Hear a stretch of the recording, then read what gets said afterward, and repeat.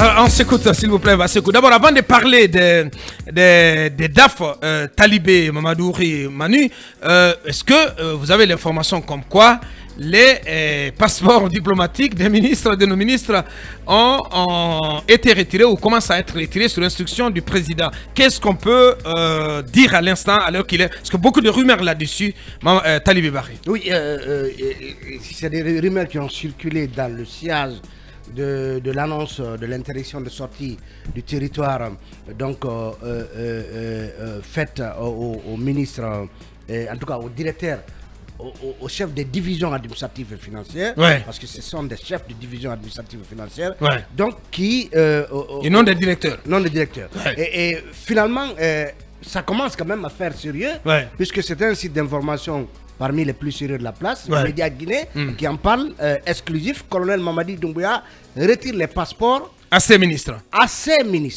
Et donc, on y apprend que, en tout cas, le président Mamadi Doumbouya aurait retiré, du moins pour le moment, écrit Média Guinée, les passeports diplomatiques à ses ministres. Donc, il y a plusieurs types de passeports. C'est les passeports diplomatiques que le colonel Mamadi aurait retirés. Média Guinée précise que selon les informations, les dérogations sont faites à certains qui ont des missions importantes à l'étranger. C'est le cas du ministre des Affaires étrangères, Maurice Sandan Kouyaté, qui était du côté de Morovia et qui est concerné donc par cette dérogation. Et Média Guinée poursuit en disant effectif, donc il y aurait ce retrait.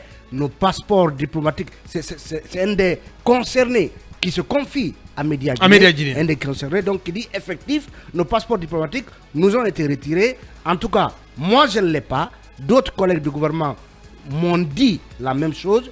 Je ne peux pas confirmer pour tout le monde. Pour tout le monde. Donc, c'est qui, quand même... Et qui rajoute que le passeport diplomatique appartient à l'État. À l'État.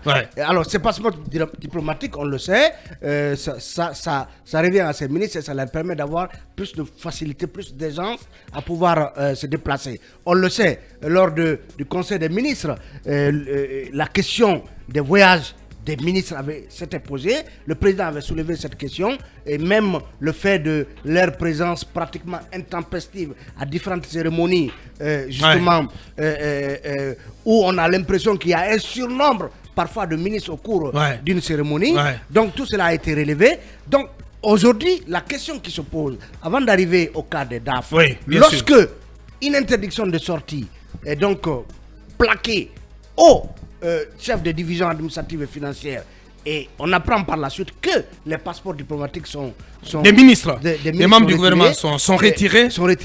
Cela pose la question de savoir est-ce que c'est en corrélation avec l'interdiction qui vise les DAF. Toujours est-il que si vous n'avez pas un passeport diplomatique, vous avez le passeport de service. Le passeport de service ou un passeport ordinaire.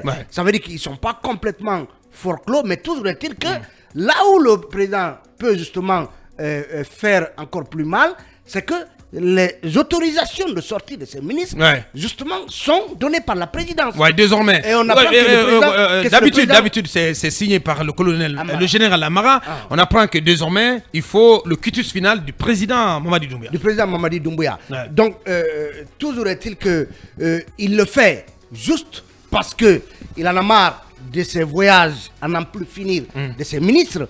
Ou c'est un prélude d'un quelconque chambardement. D'un quelconque chambardement ou en corrélation avec le dossier des DAF. C'est des questions qu'on se pose. Qui restent donc pour l'instant sans réponse. Manu, selon vous, vos canaux, c'est confirmé que les passeports diplomatiques de nos ministres ont été bel et bien retirés. Oui, moi j'ai reçu la confirmation des plus hautes sphères de l'État. Oui, des plus hautes sphères de l'État. J'ai reçu la confirmation que ces passeports ont bel et bien été retirés à l'ensemble des membres du gouvernement, évidemment pour ceux qui sont actuellement présents sur le territoire national, mais que cela n'est pas forcément en corrélation. Évidemment, on peut toujours imaginer que ça peut être en corrélation avec les directeurs, les chefs de division des affaires financières donc, de ces différents départements, mais selon les sources en tout cas que j'ai consultées, il n'y a pas de relation directe.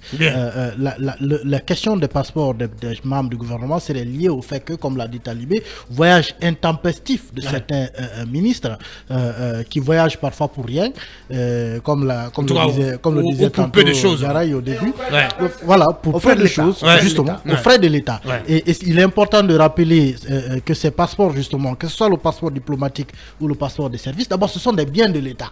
Donc, c'est comme un véhicule de service. Ça appartient à l'État. Et ce que moi j'ai en tout cas comme information, c'est que ce n'est pas retiré pour que les ministres ne voyagent plus du tout, mais c'est retiré pour que les procédures de voyage soient centralisées désormais auprès de la présidence de la République. Et donc, la procédure qui va être mise en place, c'est que désormais, chacun va déposer son passeport là-bas, puisque c'est un bien de l'État. Quand vous rentrez du voyage, on a parlé tantôt de Maurice Sanda Kouyaté, quand il va rentrer, il va déposer ce passeport. Charlotte, je crois aussi. Charlotte quand ils vont rentrer, ils vont déposer ces passeports-là. Et quand ils voudront encore voyager, il va falloir venir auprès de la présidence, demander les autorisations de voyage, ensuite les visas, récupérer le passeport, le visa, l'autorisation, voyager, au retour, déposer encore le passeport. C'est la nouvelle procédure qui est mise en œuvre. Comme quoi, voilà. Parce que ce que moi j'apprends, c'est que c'est vrai que... Il est venu le temps de siffler la fin de la récréation. Fin de la récréation, oui. Le colonel serait agacé par ces voyages intempestifs. Parfois, c'est des voyages où on peut envoyer un cadre, mais le ministre s'en va. Et parfois, vous avez 2 ou 3 ministres qui mais ils sont tout le temps dans l'avion, entre deux avions. Un événement. Et d'ailleurs, j'ai appris que, justement, pour combler ce vide-là, ce ralenti du voyage des ministres, j'ai appris que d'autres chefs de service qui actuellement voyagent avec des passeports ordinaires se verront dotés de passeports de service pour que tant que cela est possible, ils puissent représenter les ministres aux rencontres où il n'est pas forcément utile que les ministres partent parce que, encore une fois, c'est des ressources publiques qui sont englouties par ce voyage. Merci pour ces précisions. Oui, Garay, qu'est-ce qu'on peut en dire là-dessus?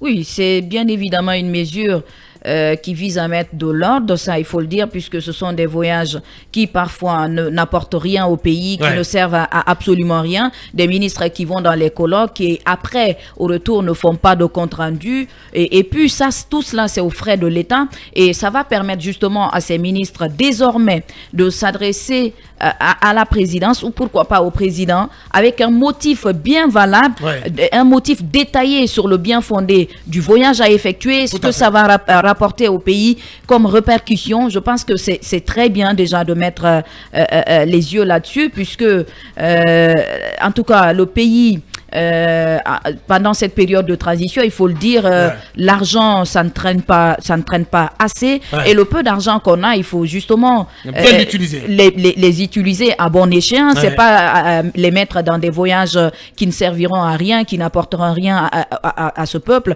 Nous savons quand même que nous sommes dans un contexte où le pays a encore besoin d'argent pour aller au retour à l'ordre constitutionnel. Et s'il faut... Vous dites pratiquement dans chaque vol de Air France qui atterrit à Conakry, il y a un ministre. Qui revient de voyage. Ou qui part de Conakry, il y a un ministre. Oui, mais après...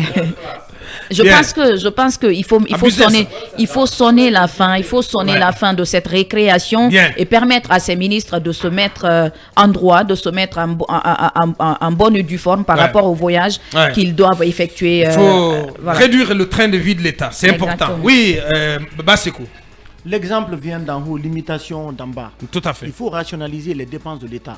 Lors du passage du colonel Mamadi Doumbouya à la tribune des Nations Unies ici, c'est une forte délégation guinéenne qui est allée. Parfois, des gens qui sont allés se promener, qui n'avaient rien à faire. On a vu des gens ici dans des costumes, qui sont bien habillés, qui ont pris des hôtels aux frais de l'État, qui ont coûté de l'argent. Je pense que ce qu'on est en train, c'est l'une des mesures les plus importantes prises par le colonel Mamadi Doumbouya, qui vise non seulement à rationaliser les dépenses de l'État, mais aussi à contrôler aussi les déplacements intempestifs de certains ministres qui se rendent à des colloques parfois qui ne rapportent rien à l'État.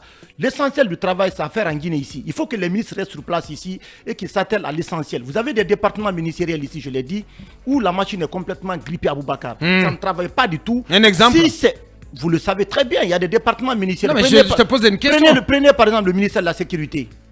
Dites-nous aujourd'hui, est-ce que les Guinéens sont en sécurité en Guinée? Au regard aujourd'hui des violences, des attaques à main armée, l'insécurité qui prévaut un peu partout à Conakry et à l'intérieur du pays. Voilà un département aujourd'hui au sein duquel il doit y avoir des réformes sérieuses pour que les Guinéens se sentent en sécurité. Pour vous, le ministre Bachir, il doit sincèrement, partir. Il doit sauter. Il doit sauter. Non.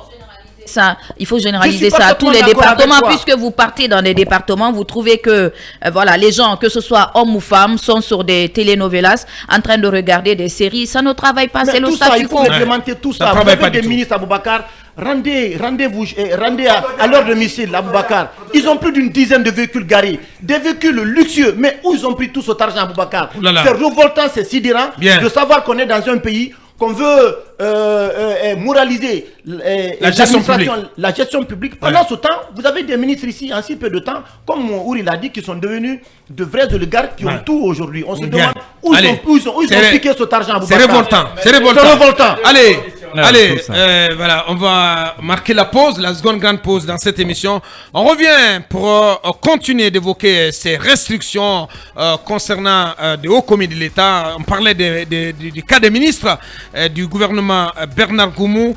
Dans la troisième partie, dès notre retour, on s'intéressa à cette mesure d'interdiction des sorties du territoire national décidée ou prise par le procureur spécial près la CRIEF, par le procureur Ali Touré.